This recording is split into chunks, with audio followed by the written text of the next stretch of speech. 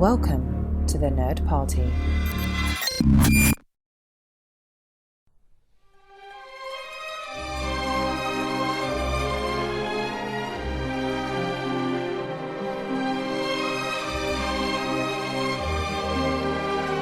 Hello and welcome to another episode of Missing Frames, everybody. I'm your host, Shawn Eastridge, and joining me again for the first time in a long time, Mr. Alex Beard. It's been a long while. It's been a little too long, and I'm very happy you're here. And I'm extremely excited because I was trying to figure out what to do for our next episode. I don't know how you follow up one of my favorite movies, so why not do one of the greatest movies ever made, or one of the widely considered one of the world's favorite movies. One of the world's favorite movies. And you told me you've never seen The Godfather. Yeah, I made you an offer that you couldn't refuse. You really did. And it's perfect because we're right around the 45th anniversary of the movie. It was released I think it had its premiere March 15th.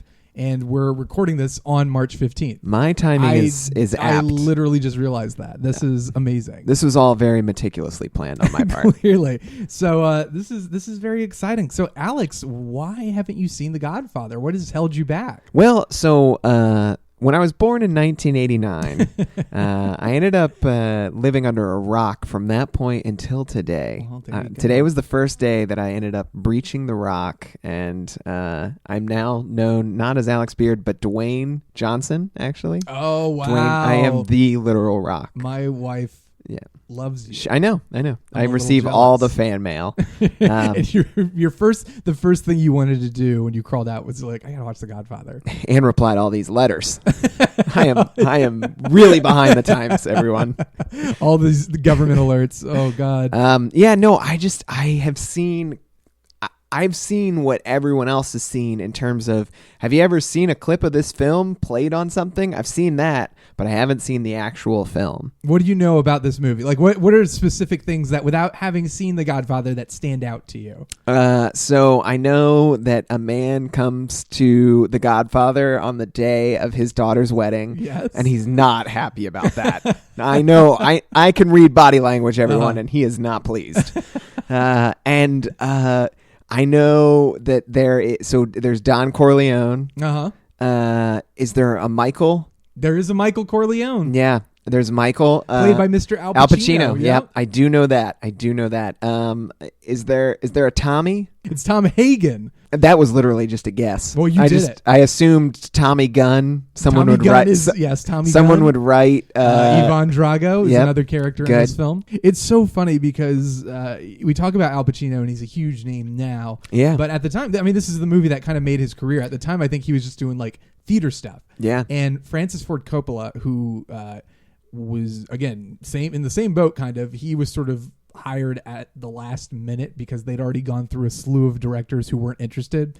And he was really fighting not only to maintain the integrity of the novel on which this movie is based, but he was fighting pretty much every step of the way with the studio, who didn't trust him. He's like this young filmmaker, and they're like, we don't know what you're talking about. And like Al Pacino was one great example of like, he fought for Al Pacino, and they were like, no, we don't like him. This kid doesn't have it. He doesn't have it. He's not going to make it in Hollywood. Literally, like to the point where I might be wrong, but I'm pretty sure they were filming and the studio was actively trying to get rid of Al Pacino. I can't help but think like, all right, so what? There were 10 different ways that the studio tried to get him to leave. The first was bed bugs. His trailer was infested. Itching powder in your costume. Oh, what are the antics that they're going to think up next? I'm sure it was probably lots of stuff like that, where like Al Pacino would like wake up and like they'd be like in his bed with him and they'd be like, you'll never make it.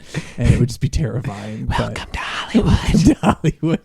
But it was like, Coppola every step of the way had to struggle. He wrote the screenplay himself, and the studio wanted him to put it in modern day like Kansas City, and he was like, no, we're gonna do like 1920s, 1930s New York because this is when I think of the mafia, I think present day Kansas City. Exactly. I think that's what a lot of people think. So, that was one battle that I kind of wish the studio had won. Yeah. But it was a struggle. They didn't want Marlon Brando to play the Godfather because Brando, even though he was legendary at the time as an actor, he was also legendary for just being a complete Yeah, he was difficult. He was a very difficult man. He would come to work without pants. He would refuse to memorize lines and would force the director to put cue cards up on the camera. Was this the film that he sent someone in his stead to accept the Oscar? And it was and it turned into like a political movement against the I don't remember all the details. A Native American thing, I think. Yes, it was something about the land. Yes, it was land rights, I think. Yeah, he sent a Native American woman to refuse the award on his behalf. And it's amazing. I mean, the video is online and people start booing. Oh, it's so good. It's so good. I love it. This poor woman.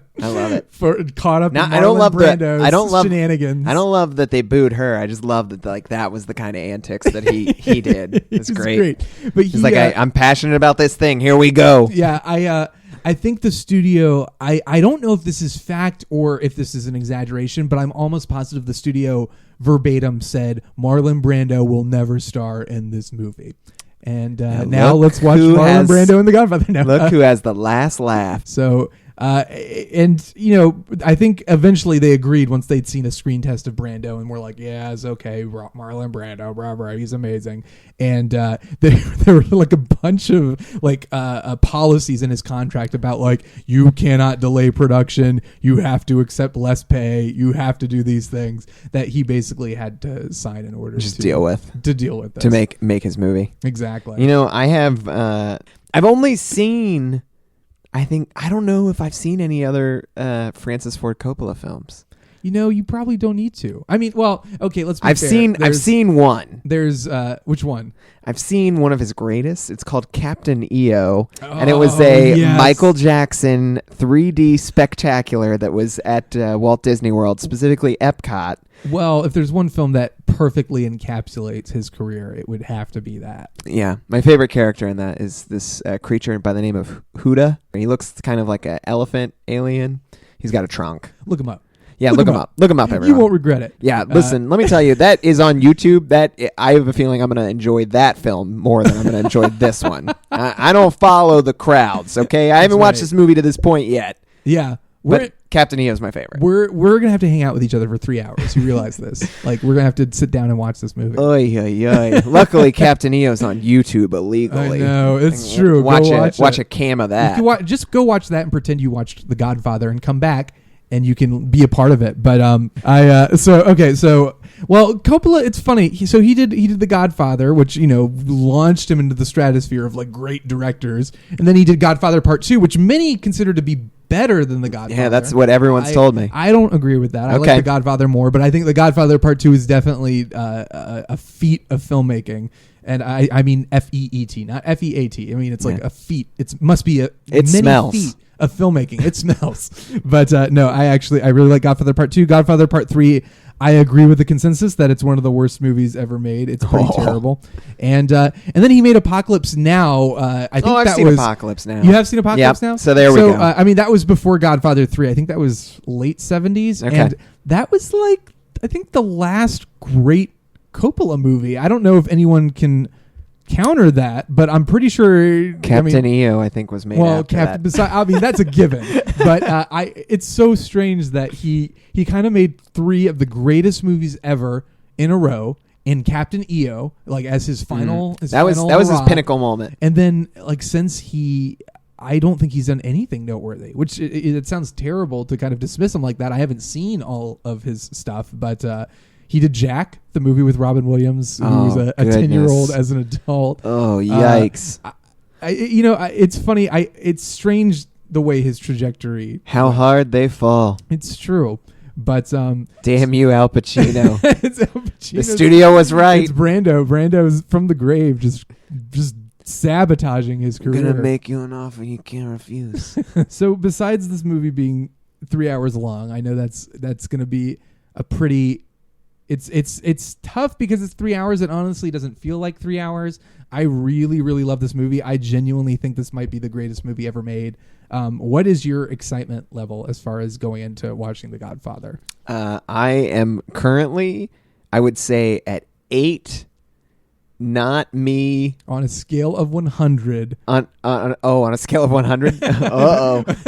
I'm at an 80. Not me showing up to receive an award, but actually deny award. Perfect. Out of 100. So I'd say that's pretty good anticipation. Yeah. So relatively excited. All There's right. 80 not me's. That's a lot of them. In the interest of us not being out super late, I say let's just go ahead and get this movie started. Let's do it.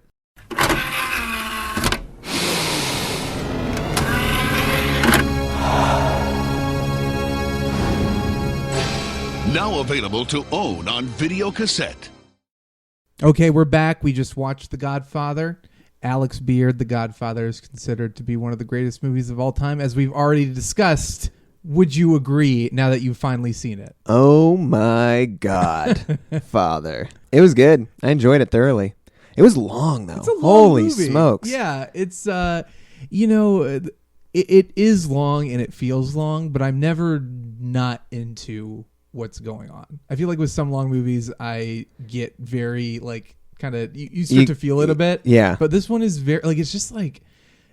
The attention deficit starts to kick in, and you're like, okay. You're like, God, I haven't looked at my cell phone. I need to... I only said it like once where I was like, oh, I don't know if this scene is really necessary. And it was, spoiler alert, the scene in which Don Corleone dies, has a heart attack or whatever's going on in the garden. There's so many moments where you were kind of like, I remember you were like, all right, I don't know if this is necessary. Yeah. And then he starts to keel over and you're like, never mind. But the whole movie, even though it's about 3 hours long, it's like every single scene is like that, where you're like, I mean, there's no way you could cut this or that. And they're really, even if you could, you wouldn't want to, because it's so full of just insane, amazing, like iconic moments. Like every time, it's all important to the narrative for sure. Yeah, because I mean, the growth of Michael and all the other characters too, to see their downfall or their rise. I mean, all of the moments are very important in terms of like I don't know, I guess the mob syndicate underworld. Right. And this movie basically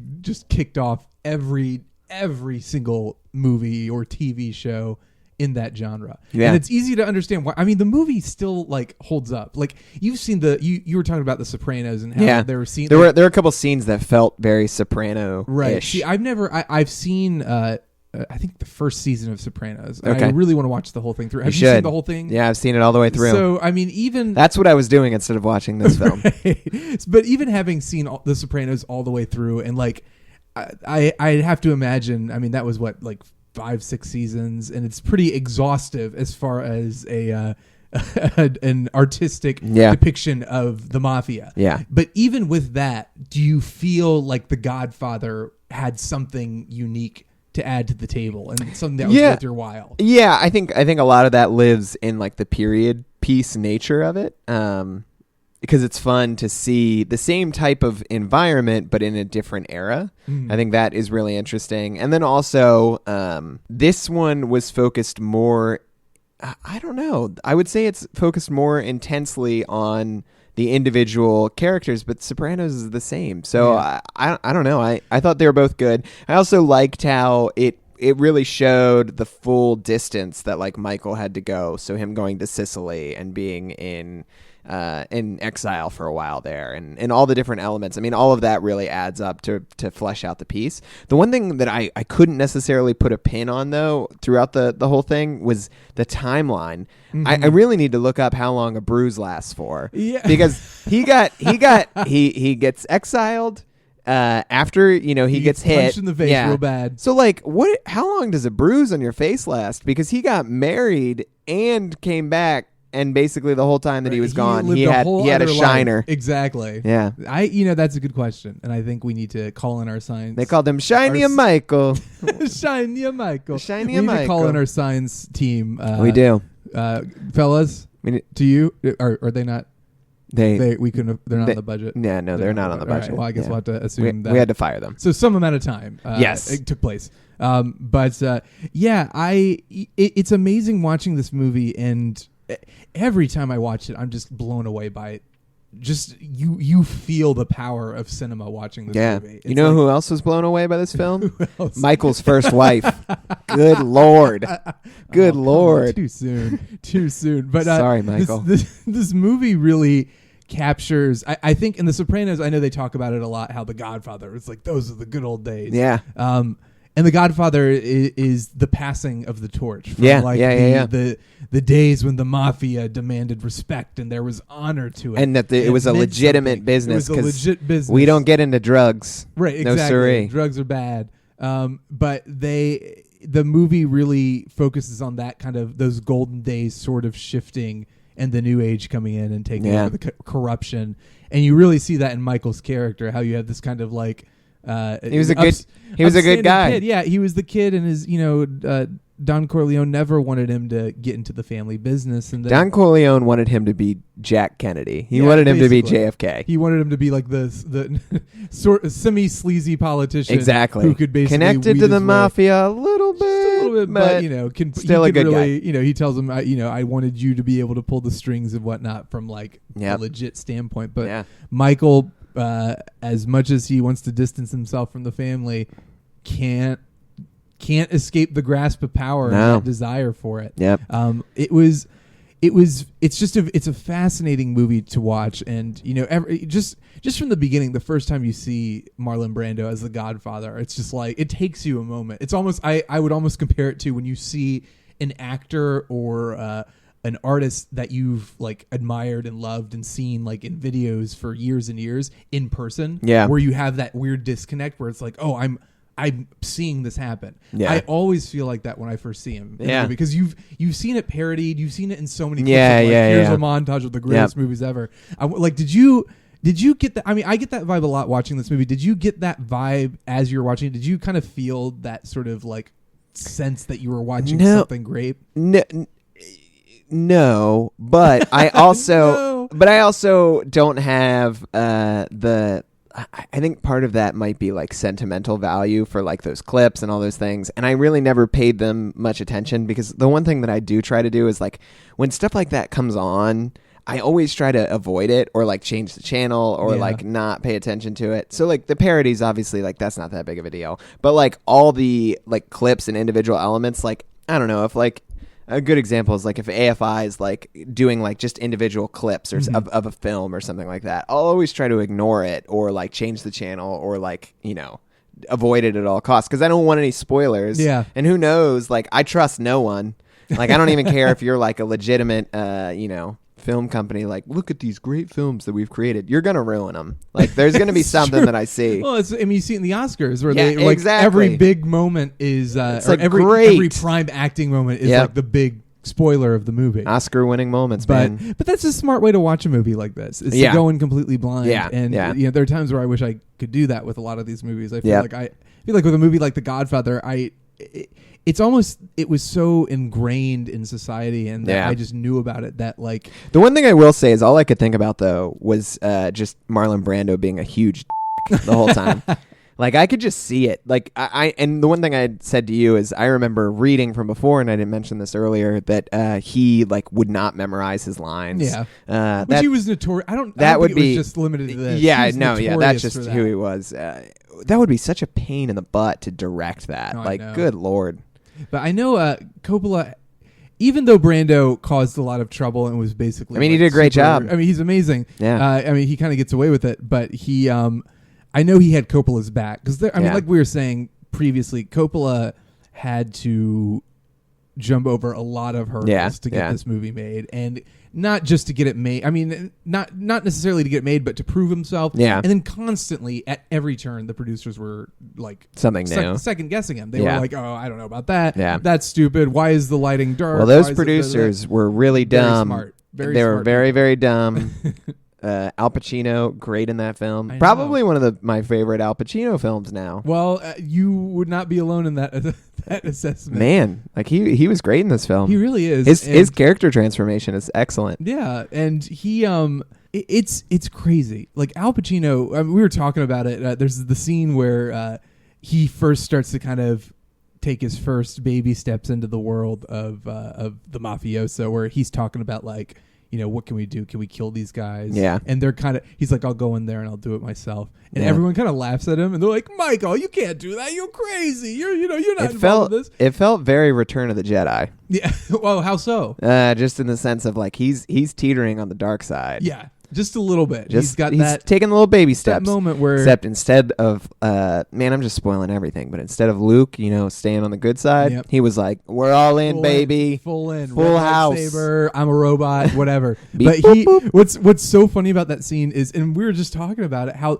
they kind of, his brother and like everyone is kind of mocking him and making fun of him, but like Al Pacino's terrifying. Yeah. Like there's never a He's a moment. scary man. There's never a moment where I doubted that he would totally kill somebody without a second thought. Yeah. And it's so funny that it's like, and it's something I noticed watching this time, and I don't know if you noticed this, and I don't know if other people have noticed this.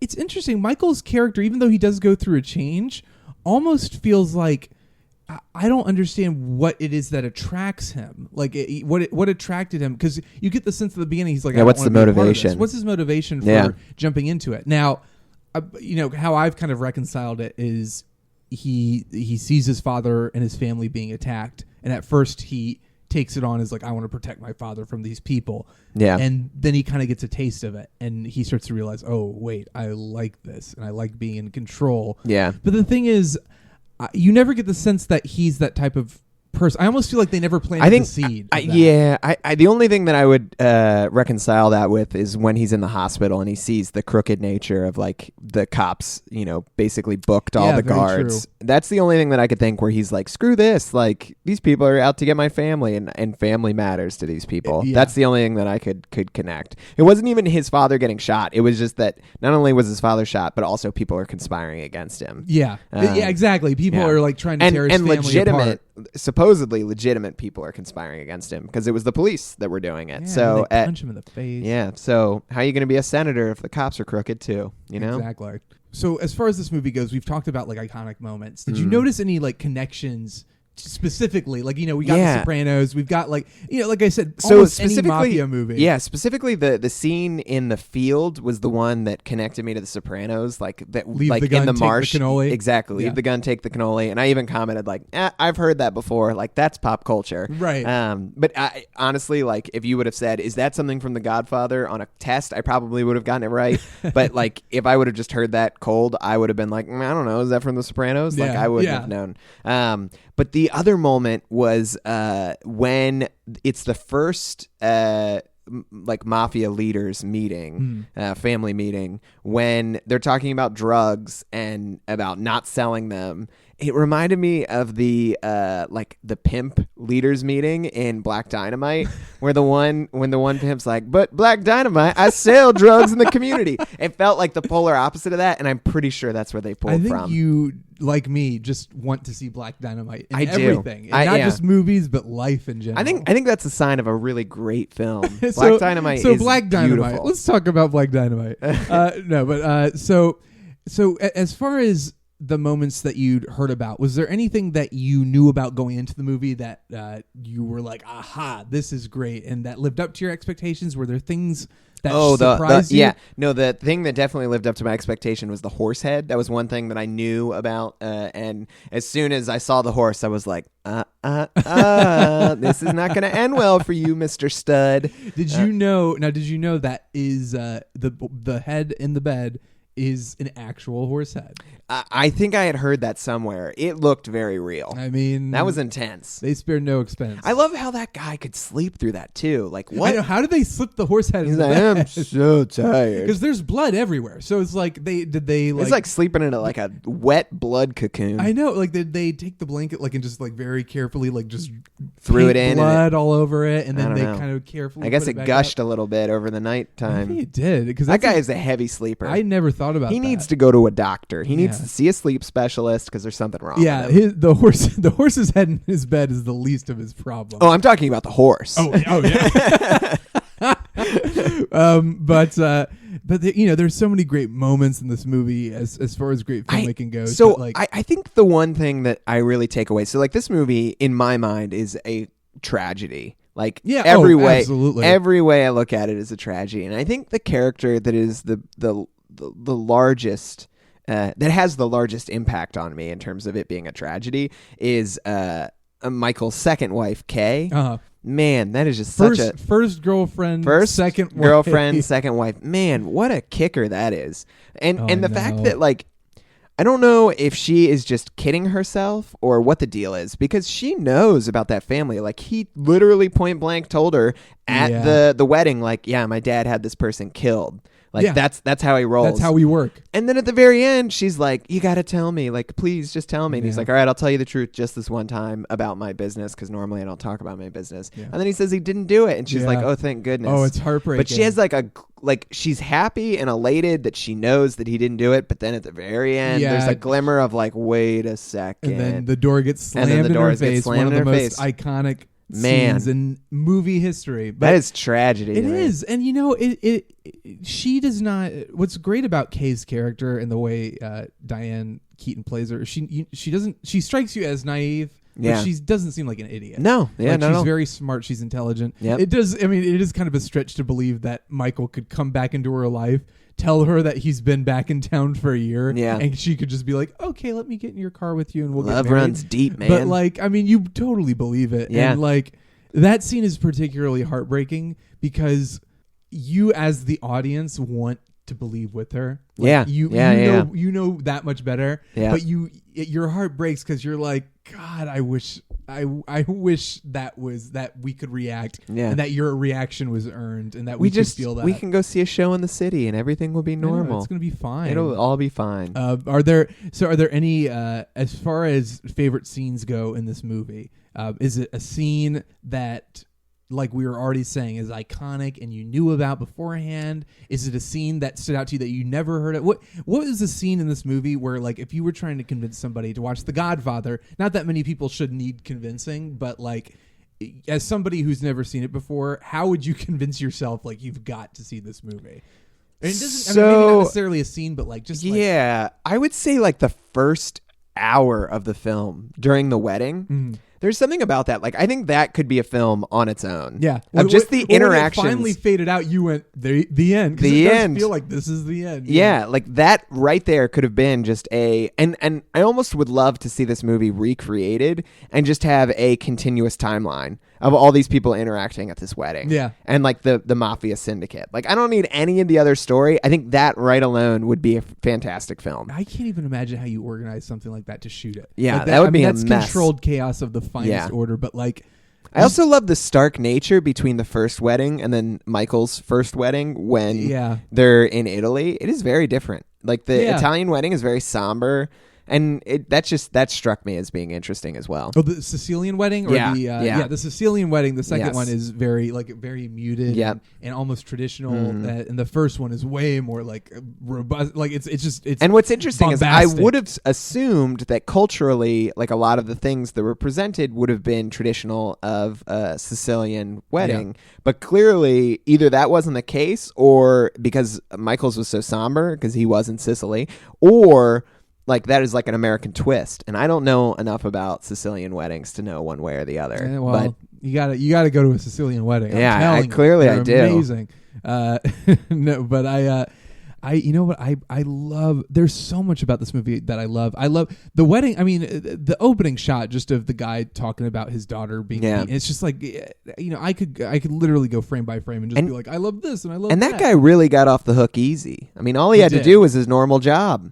With Sonny. True. Like, I thought he was gonna have to do something nasty. Oh yeah, no, you're right. I mean, technically, it's kind of nasty work dealing with Sonny, who got completely blown away. Got blown but you're bits. right. For the most part, it was like, oh, what sketchy thing is he going to have to do for the Don? Oh, that's not so bad.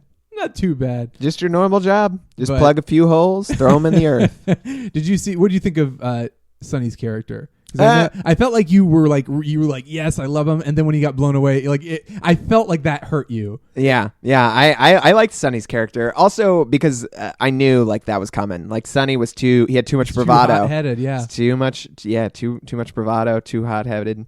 And what's interesting about him is like, I wouldn't have necessarily pegged him for being hot-headed until Don Corleone was at the very top, was like, no. We never like tell our thoughts. I love that. What a great moment. With you? Yeah. Like we don't tell our opinions or our thoughts to people, which is like, that's so mafia. That's so like smart businessman. Like you keep everything close to the vest. Well, it's great. I love, what is the line? It's like a man who doesn't have time for his family can never really be a man. Like, there's so many great lines like that. Is there one that stands out to you off the top of your head? I think it's just the sound of the ignition key going off and then the car exploding. That's really fixating on this car exploding. Mostly because I did not expect that at all. Like I knew something bad was going to happen, but I was like, well, I figured like, what year is it? Like they're probably not going to have cars that. Nope, car exploded. It exploded. That exploded. That's why the movie won Best Picture. I also think it's kind of terrible that it was like she's been learning how to drive for you, and then boom, she's going to show you how she can drive. And Michael is just kind of like, all right, I'll go marry the other one. Great. Not this shit again. Saw things. Wait, how many times do you think Michael was married during the war? Based on his reactions, easily three times. 3 times. And I mean, based on the way the time passes in this movie, it could have been like twice as much. Because he's got it seems to pass in the blink of an eye. He gets married like he eats gabagool. I don't know what that means. It's a thing. It's great.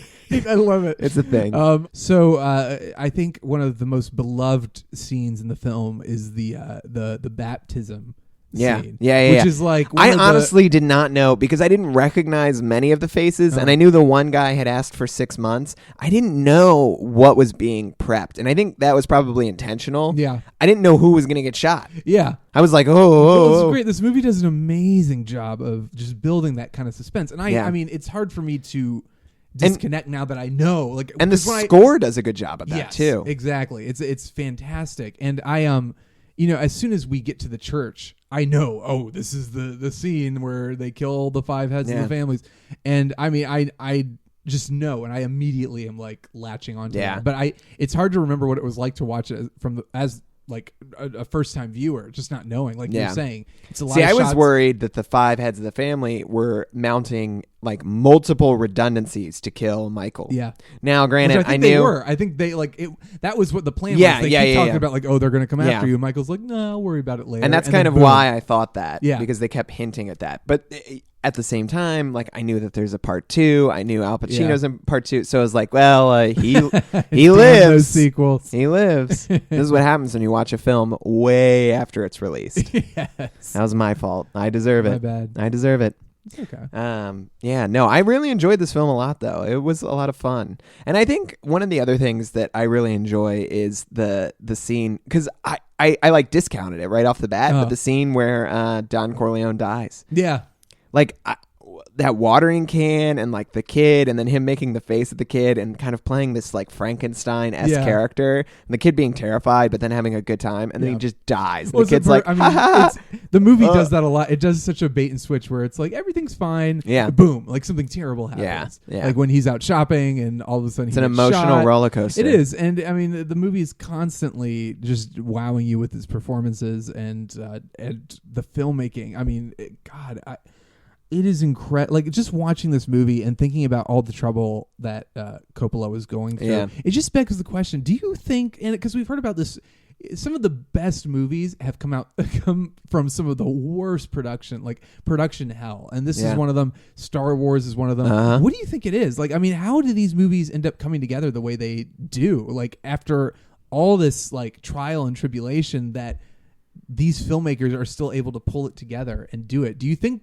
there's something to be said about like the struggle of going through that? Because I mean, like you look at Coppola's later career where he can get whatever he wants, and same with George Lucas, and their films are like, meh, Yeah, I think part of it probably has to do with like collaboration at the top. So like George Lucas is creating all these new, or trying to create new technologies and like really push. So I look at George Lucas more as like a technology and like almost like cinema science. I guess figurehead rather than a director. Yeah. And I think that's why he found success with this film. I don't know. I want to say like they probably just kept filming and filming and filming, and then they would sit down at the end of the day and be like, "All right, what was good? Yeah, let's go back and look at it again." I can't even begin to imagine. But then again, like if you're doing that, I mean, how many days of shooting was that wedding scene? Right. Because like, can you imagine just sitting in an editing room and watching wedding? Like, God, stop it! Just like, and I think so much like, wedding. Of something that was this complex, like when they filmed it versus the time period that it came out. Like there were a couple times where I was like, "Oh yeah, that's like a matte painting," and then they would pan down and there would be cars moving, and it's like, well, maybe part of that was a matte painting, but like the rest of it was like actual cars, and I don't even know if it was a painting, honestly. Like the moment in particular that I'm talking about is when they were in old Hollywood, and I was like, it has to look different in the 70s, but maybe not. And then another moment that I noticed where I was like, I think I just saw someone wearing like short sleeves was when they were going underneath the subway with a car, like the elevated subway in New York, and there was someone. It was supposed to be Christmas time, and there was someone walking with like a short sleeve dress shirt, and it's like, I think you might use the wrong. You might have used the wrong film here, But that, I think, is a testament to say like how well they were doing, because the complexities of like there was an overpass, and I watched the overpass during the funeral scene, and there was every car that went over that overpass was of the period. That is a testament to skill of these filmmakers. Like that is a huge production task to like bank off this road and only have, basically approved vehicles drive on the road. Yeah. And then same for on the street that they're actually filming on, where those wide shots too, where it's like you were saying, you thought it was a matte painting, but then it's like you see even off in the distance, things are moving. So it clearly wasn't. It just, they picked the exact right locations that looked like, 1930s, 1940s, LA. It's just insane. I mean, the 70s were like, this movie kind of kicked off a decade that literally changed cinema. Like Godfather was at the beginning, Jaws came in 75, and then Star Wars was in 77. I want to say that like, I honestly think I would love to know how long they filmed for this film. Like what was the production length? So I'm baffled. I feel like this movie would have taken an extremely long time to film, and maybe that's just part of me like mentally biasing myself because the film is 3 hours long, right? But it feels like it could have been years of them filming because they film in California, they film in New York, they film in New Jersey, they film in Sicily, which maybe, I mean, that's got to be Sicily. Like they had to film. Absolutely it is. Like so apparently, I mean, they shot the movie. The entire production started at the end of March 71, I think, which is insane because the movie came out in 72. Yeah. And then, they went to August. Wow. So that means they had to turn it around for a March release. I don't think anyone was sleeping. I don't think so either. And like you said, I think that's how Marlon Brando actually got his shots. He was literally eating between each take because they were just on the move so much. He's like, that was the food that was down in his jaws. They were just like, they're like, don't spit it out. They're like, no, we love it. We love it. He's like, I got food in my mouth. They're like, just do it. Just keep going. We love it. Yeah, that was the other thing that kind of, I would love to know what was his technique for that. Like, did he have like some kind of prosthetic in his mouth? I think they were saying I don't know if it was just for the audition. I know for the audition he had cotton balls in his mouth, and I'm pretty sure something along those lines is that he did. For the entirety of the production. Yeah, what an amazing feat it is. So, all right, somebody comes to you, says The Godfather is the greatest movie of all time. Do you agree with them? Is that something you could be okay with accepting? No, but I would say it's up there. Okay. Yeah. Great. I would give it a solid, if I'm going to give it numbers again. Let's do cannolis. Okay. On a scale of 1 to 5 horse's head? Horse 1 heads? to 5 horses' heads. Why not? Yeah, okay. Let's see here. Horse heads. I'm going to go a 1 to 5. Let's do it, yeah. I'm going to go 4.5 horse heads. Wow. I mean, I really enjoyed this film. And it would be like, I mean, we're talking like top 10. Like, it was very, very good. So what is holding it back from greatness for you? I think it just was the length of the film. Okay. And it's no slight against the film itself. It just was that there were multiple times where I was like, man, like this is really long. Like, I'm getting hungry. Good lands. But that is just a personal thing, though. Like, that's a personal preference. Like, I haven't seen Daniel Day-Lewis in... Gangs of New York? Yeah. So I have not seen Daniel Day-Lewis in Gangs of New York, and I have not seen of Gods and Generals or whatever that film was. Just because they're so long, I can't sit through that long. Can't deal with it. I can't handle it. It's all right. It's too much. I understand. I really love The Godfather.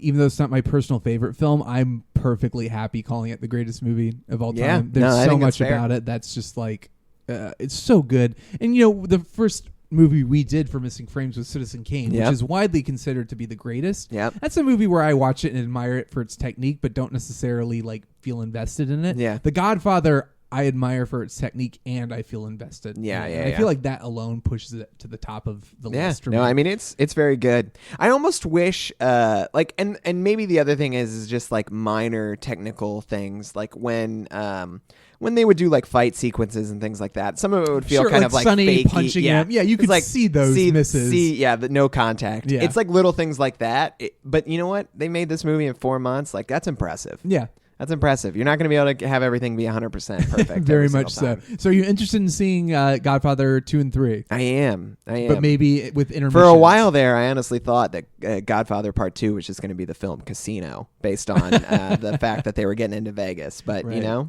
I'm excited. Who knows what's going to go on? Viva Rock Vegas with the Flintstones. Fair enough. I thought that's where we were going. That's actually my number one film.